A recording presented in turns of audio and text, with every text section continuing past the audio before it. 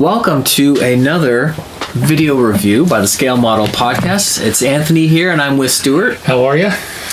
And this is really quite a treat. We have a copy of the Moscato Hobby Models Quincy Row. That is so cool. Yeah, in 1/72 scale.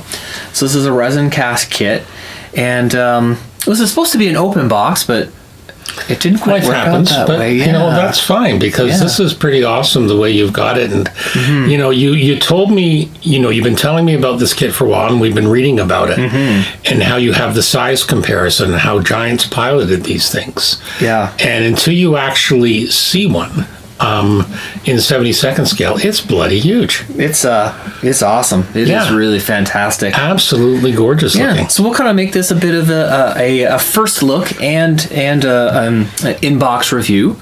And I couldn't help myself. I started working on it. Hey, you are forgiven. So you can see some of it, but I gotta say, it's an excellent sculpt, and it's a very good casting. I've only touched it, and I've been working on another kit at the same time, and I'm quite a ways into it already. And I gotta say, I've been using my Super Sang blocks a lot as they were intended. The 80 grit, which doesn't come out that often, I've been using it a ton. Right. To clean up some of this stuff. But this kit is just fantastic. I'll show you the main assembly here.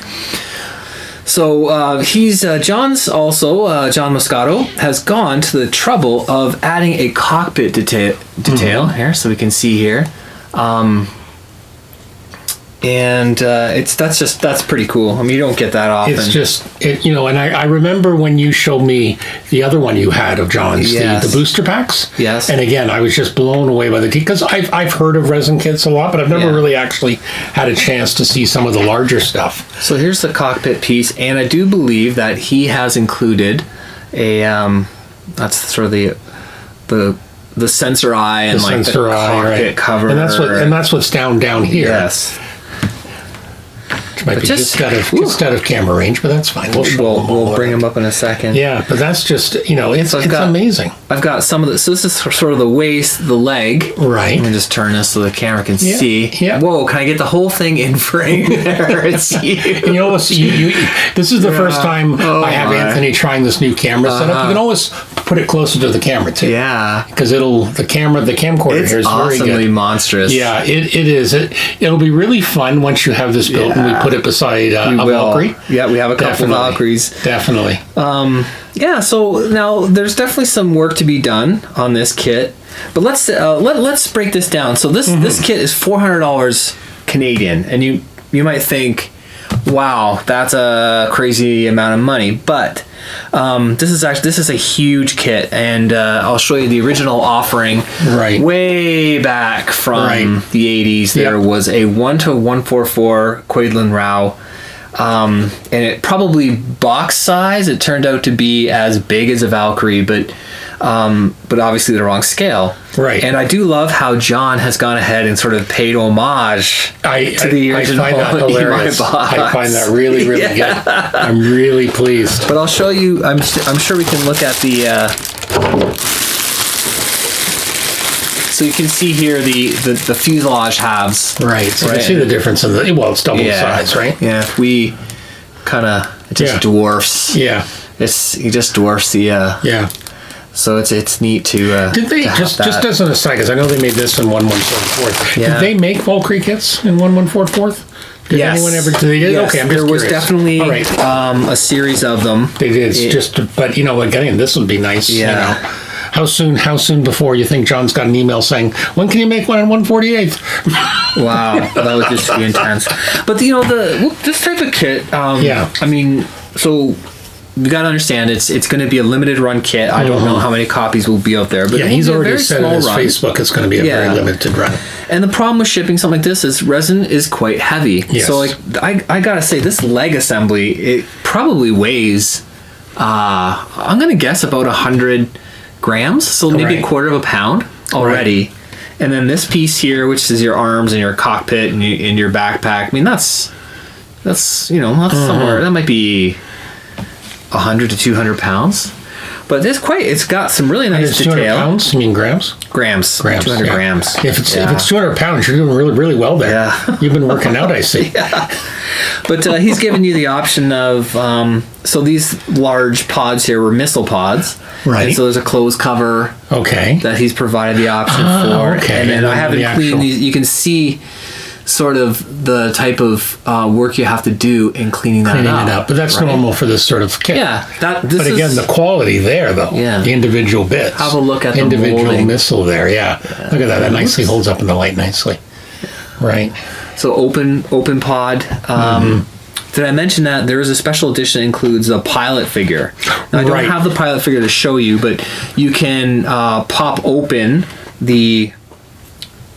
I think there was a adapter pieces where you can have this open, and you can open up the main sort of cockpit hatch and then have... I'll move my hands out of the way so you can see. You can move this up here and then have... access to the pilot, which is pretty cool. Because this is almost more of a figure statue. Well, and that's really, that's what we're almost to the point of it, basically doing that. But again, it's going to make for someone who wants to do even a diorama, or again, just showing two adversaries side by side. When you have this in an actual VF1 or a Valkyrie in its actual robotic form, you're going to see why they made, like as you said, this is why they made them so big. Yeah, it's just fantastic. Now, it's kind of like he's even mentioned right on the box description that it's there's no mobility, so there's not a lot of posability, but I noticed there's a little tiny bit, but he's made the sculpt in sort of an action, sort of natural type pose, and it's quite good. It really captures quite nicely the look. It captures the anime feel from the original Macross show, or Robotech probably, that people have seen. But it's such a unique design for an alien battle suit or power armor. And as you say, the instructions are there, but he's also got the instructions on his Facebook page, and he's got things like you've talked about before. You'll have to reinforce some stuff with brass rod. And I think I'm going to be doing... some brass rod. I think I'm going to add magnets into the shoulder so I can have the closed pod, and then the open pod, or the missile pod shoulder. I think that's a good idea. Just to give you some ideas. And the ones further down, I know they're just out of the camera, but are these for the waist? I think I saw some on the waist. I think they pop out of the leg. Because I saw there was doors for them, so I think we can. I think again you get the option. Yeah, it's over here. Yeah, so that's kind of cool. You see that? Yep. So on the outside of the knee joint, there's another battery of missiles. Again, you have an option there, so you could always put magnets in there. Yeah, he's provided an open and closed panel, so you get some choice in it. But I think it looks fantastic. It doesn't bother me at all that it's not like a... because when you get into resin kits with all the joints, it's that much more work, or it's going to be a longer, right? But it's worth it based on the actual quality and stuff like that. So, no, I think I'm happy with it. Yeah. For a project, I'm happy with the length of it, and I can get to the painting. So I've cleaned up a lot of the parts, and just to show you the example of the difference. So I'll bring these up here. So I've worked on... cleaning up one leg set and not the other. So when you come up here, let's see, the one on the right has been cleaned up. Right. So there's kind of a pour stub right here. Let's move it up a bit closer. There you go. There you go. So you can see the pour stub. That has to be cleaned off, and I've done that on this side. And then I think there was some other... there's a hole there. So just you can see that. I'm just going to fill that up with super glue and then polish it to conform to the contour. The side doesn't exactly have that, and that's just part of the resin casting process. But I would say these parts are excellently cast, really.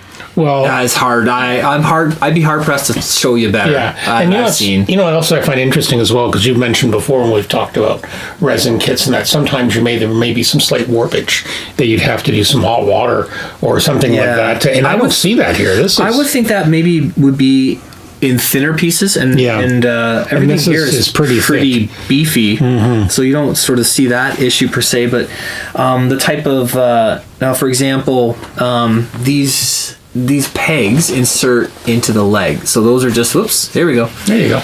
These insert into the leg, but you can see here how he's got those are supports probably for the molding process, so they come off. Sand those off. Yeah, he sliced them off. And he designs it in such a way that they almost snap off. Mm-hmm. So they're kind of a thin breaking point. So I've cleaned that off just so I can insert that. And then it's always a good idea to do adding pins. So you drill a hole, get a little bit of brass rod, glue it in, and then have the mating side as well. And that adds a lot of stability. Then you put your super glue on, and then you really have a kit that can travel well. And I know when I was looking through the instructions, when he basically says the same thing as, you said before for what you need, like a rotary tool sometimes to help grind razor saws. Yep. Sanding blocks. I think I know a guy who can get you sanding blocks. I haven't actually taken out my rotary tool yet. Well, and then files. I'm using files. And then, of course, a pin vise. And we mentioned a pin vise in our last episode. Yeah, absolutely. With 1.5 and 2.5 millimeter drill bits, CA glue, and putty. So I actually haven't... I've been sort of chipping away at this a little bit. I haven't looked at that well at the instructions yet, and I'm already this far. So it's a beautiful kit in terms of it's very intuitive. This is not. Certainly, if you haven't built a resin kit, this would not be a. Well, this is a subject matter you know very well. It's like me and the Spitfire, right? I don't need instructions to put together a Spitfire. Absolutely. So it's not crazy hard. I wouldn't say this is crazy advanced. No, it's just big.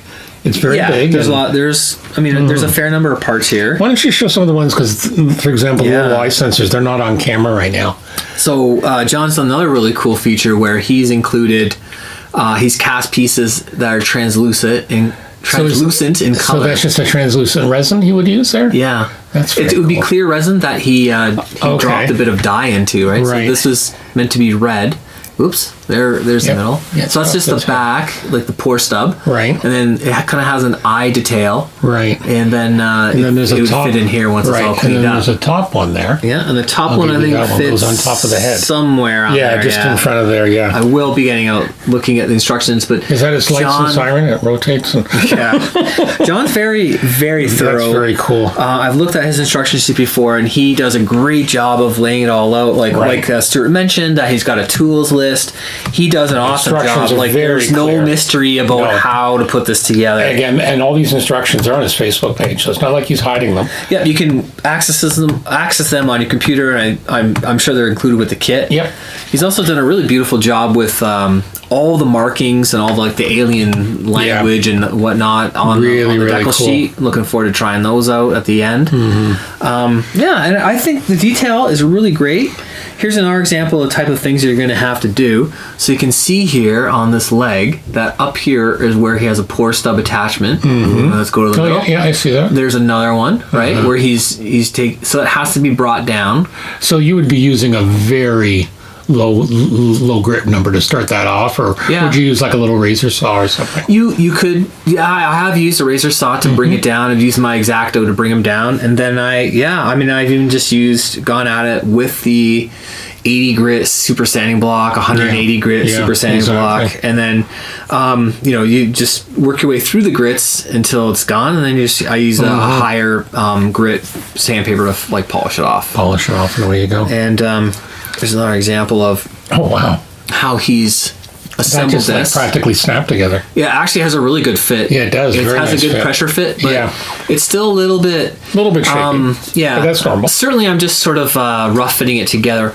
You'll glue that stuff, but it's well hidden away. Yeah, you're not going to see anything there. I might actually. See, I would just drill in there and then drill inside there, add a pin, and then glue it all together, and then you get that added strength. Do you think with something, not that I'm trying to start something, but you know me, do you think we'll see some where people add LEDs? Would that be? I can certainly guarantee this one will be lit up. Okay, you're going to light it up? I'm just curious to see, because I can imagine you can just drill through and put the wires through, right, for LEDs. Well, I'm not sure what John had in mind, but he saved me the trouble of where I'm going to stick my battery. Gee, how convenient. So that's just the backpack. So you are serious thinking about lighting it up? 100%. That'll be awesome. Okay. It must be lit up. It must be lit up? Okay. He's even lit up the eye on the little instruction there. Yeah, he's got the instructions there. So, this clear resin, it just begs to be... you got to do something with that. Because it looks dark now. But it actually is clear. It's more of that type of red color, and I think with a little bit of light behind it, it'll really pop. Just while we're here, we're live. See, this is the nice thing about live TV. Sure. I can light it up with my phone. Blind everyone. Let's try. Can we? Oh, look at that. Can you see it? I can't see the... There we go. So let's bring it up. Oh, yeah. Oh, that's pretty cool. It's tough to tell on the thing, but that looks pretty impressive. Yeah, it'll definitely pop. You know what? We're going to take some pictures of this anyway.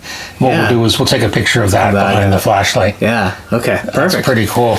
Yeah, I'm planning to do that just for kind of a fun feature. Yeah. And I mean, I think this is a beautiful kit. I think it's worth every penny. Oh, exactly. Because it's a lot of resin here.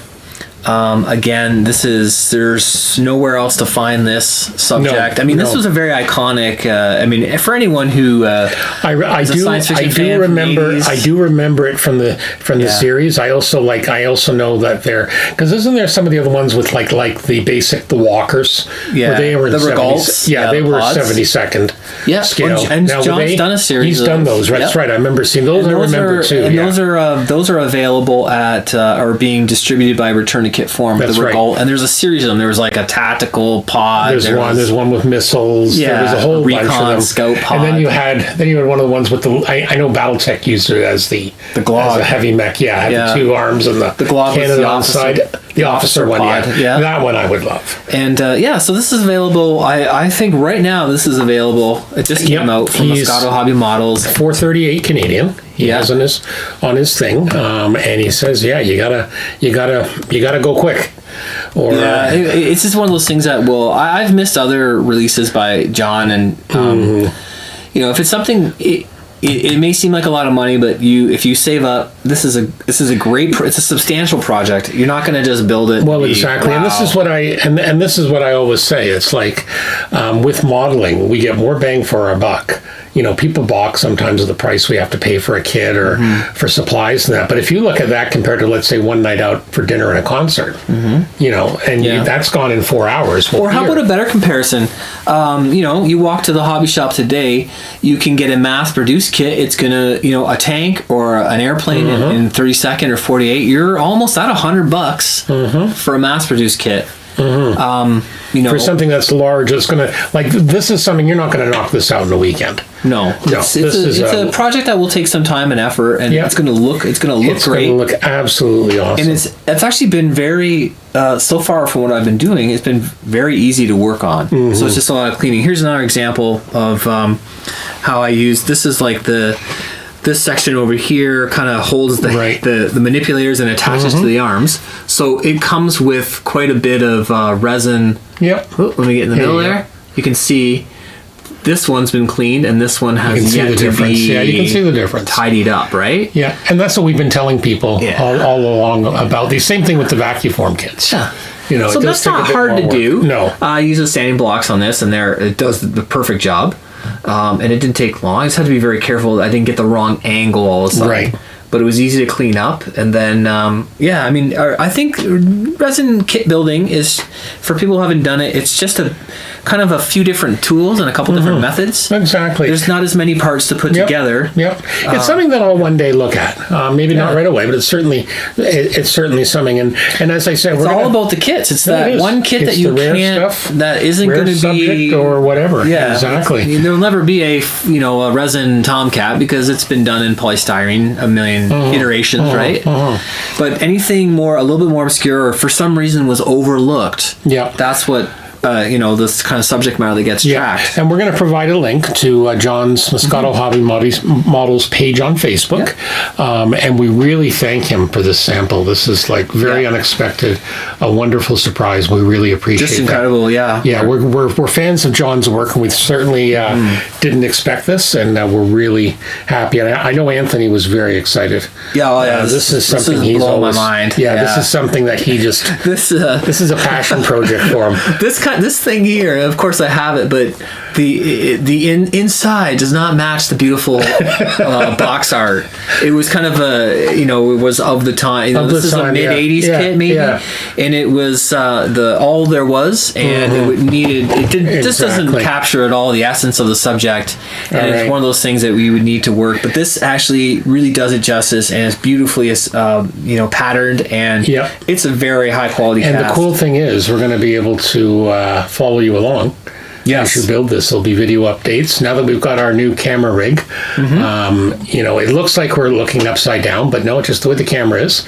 But it's going to be right side up in the time we're done. And I think we can show some more as we go along. We're going to show some good detail, and the straight up from above view always seems to be popular. Yeah, I think this is great. And you get the good detailing, so we're really pleased we're able to do that. Yeah, I definitely want to thank John again for sending this sample to us to complete, and we'll have again, as Stuart mentioned, some pictures and some more videos as we go along, and definitely can't wait to show you the final product. Yeah, so make sure you follow along at scalemodelpodcast.com or at a Facebook page. I'm also going to add, we also have a new feature which I've activated, because not everyone uses Facebook, is you can actually, if you go to scalemodelpodcast.com, there's a subscribe button. You put your email address in, and then anytime a new post, whether it's a podcast or a video update like this, you will get an email. So for those, because we do have people who say they're not on Facebook and they were asking, so we're looking forward to doing that. You can get us wherever you want to get us. Exactly. Okay, anything else? Oh, I think that's it. He's very excited. He's going to go back to building. So thank you again, and be well.